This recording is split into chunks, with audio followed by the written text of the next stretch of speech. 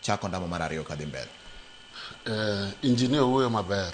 Kendo engineer gon yero kamano kuom miwa the insight gik matimore. To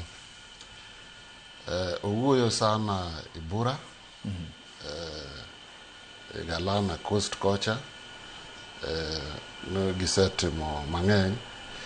To sana gima winjo kowacho ni investors emotimo gigi. Gigi dakitim ka onge investors, sirkal dakitimo gigi. Ka onge investors ma konyogi. Mineno kuyo wach 200,000 acres yor kocha. To anabro duogo, anatete an jo Nyanza sana kabiro ka. To awinjo kowacho no gisechako moko Nyanza, goero kamano engineer mokoron bondo koka winjo marach, moro gichako sindo yore Suba kocha. Yeah.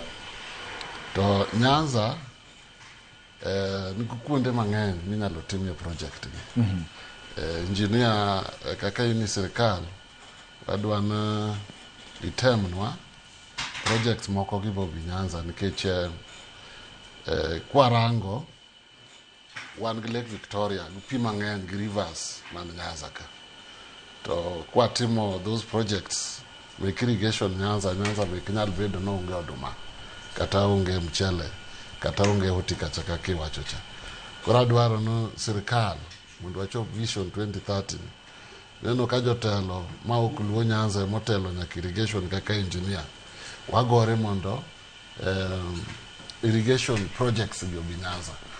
Nitie kaka inyalo tim gi wan gi example ma River Yala manentie thidhna ma Yala kacha. Nitie investor mo manobiro mapod wagore ga mondo bi manoloso irrigation system maber kacha irrigate 19,000 acres na that place. To that project inwan kano kunyo natural dam. Luongo dam non Lake Bob. Koro inwan ka Lake Bob ni emane golo pi River Yala o control pi ma River Yala to biro Lake Bob koro kani manol otiyogo irrigate rice gi gik manotimo Yala kacha. Then Lake Bob ni be kendo environmentally no konyo Oxbow Lakes kaka Lake Nyaboli.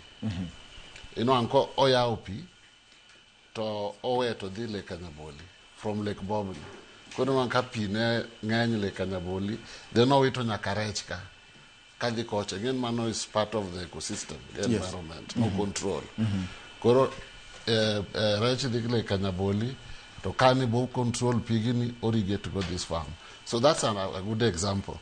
So memomiacho investors kende manyalo timano emanyalo konyowa timo gigi engineer at least kokiwinjo.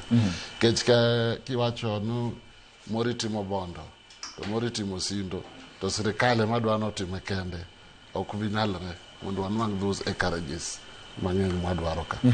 Koro gima kwayo no wamany investors manyalo konyowa Nyanza timo gigi. Nyanza is very potential. Kichaka kata yor Muhoroni koni kibiro Ahero kidhi nyaka Alego kibiro nyaka South Nyanza irrigation system can work. Lope mwan go gin lope mabeyo kabisa manyalo chigo cham yoyote. Wanyalo pidho kata horticultural crops kaka avocado, maembe, timo maber sana Nyanza.